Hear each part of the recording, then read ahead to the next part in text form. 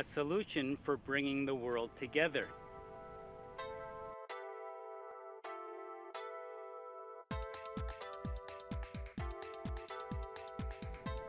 Hi, I'm Philip Montrose. My wife and partner Jane and I, we help people to step up and tap into the heart of success with holistic coaching and healing.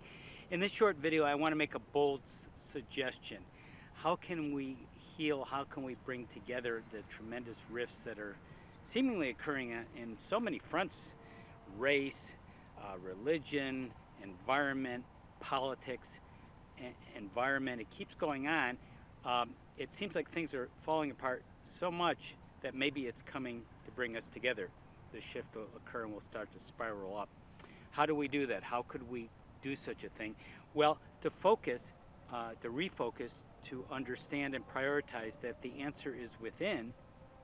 That means figuring out who we are, growing up, not just because we're aging, which is automatic, but spiritually growing up, maturing.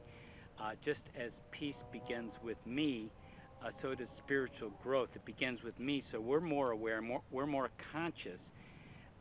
And I'm going to suggest 3 specific ways to consider doing that in just a moment. But first, let me posit this idea that we're all spiritual beings, you and me, inside my body, inside yours. A soul connects, and you have emotions that are giving you signals and helping you be aware if you're coming from the heart, and can be troubling at times, and some thoughts too. So all of that's happening, having this human experience for your soul's growth as you wake up to that. And some people are bad actors, or so they seem. Sometimes we're bad actors, so we have to allow for that in ourselves and do maybe some forgiveness and go forward. And that's part of the spiritual growth and the spiritual journey. So with that principle in mind, that we're having this human experience as spiritual beings, let's consider 3 comparisons that we can use to shift us more into a mature spiritual adult to help the world become a better place. Number 1, the comparison is between standing up and rebelling. Kind of different charge in that, right? Teenagers rebel. That's what they do. That's normal. That's fighting against things, often adult norms and standards, sometimes questioning. That can be healthy, also fitting in with their group and conforming to that group as they're, quote, rejecting maybe adult society. And we want to get past that, of course, as adults. Use some of that questioning, but go deeper in that. Figure out how we can stand up for ourselves and others, how we can make bigger connections to bring things together, not just to yell and scream and make a scene, but to have a purpose in it, to be more purposeful. And that might be recycling or reducing your carbon footprint. It might be saying no to someone or something. It might be dealing with some vulnerabilities in yourself and uncertainties. It could be something small or bigger, and that way you start to know what to stand up for. And that will help yourself and other people. So, second comparison to grow into this mature adult to help the world is critical thinking versus dogmatizing. Dogma is having a strong opinion, strong point of view, very authoritatively, but without much evidence. And a lot of religions and groups are guilty of doing this, declaring themselves as the chosen ones, the best one. Everyone else is inferior, damned, or the enemy.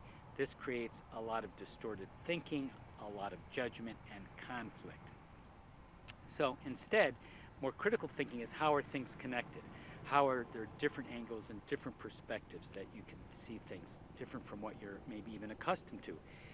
If you're a liberal, what's a conservative point of view, or vice versa?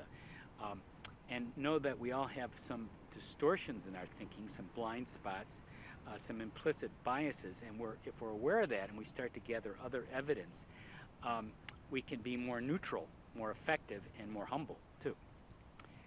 Third comparison is trusting versus over-analyzing.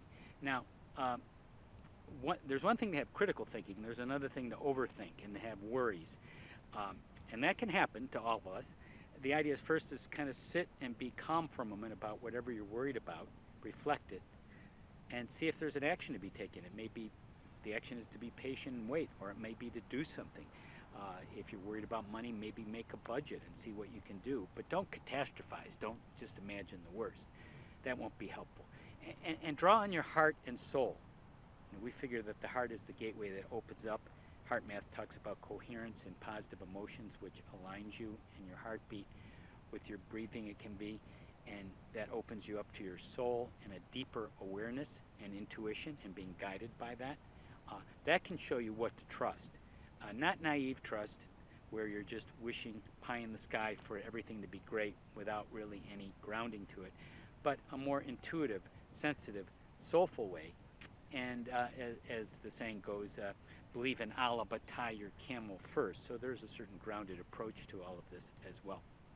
So let's look at a checklist here. I want to provide a checklist with you so you can check yourself personally on what I've discussed here to help grow up spiritually, to mature. So this self-awareness checklist is rating yourself from poor to good to excellent, standing up for yourself, standing up for others, critical thinking, avoiding dogma and being too opinionated, trusting yourself in a grounded way, avoiding overthinking and worrying. So perhaps this list can give you some areas to congratulate yourself in, some areas which you're really doing well in.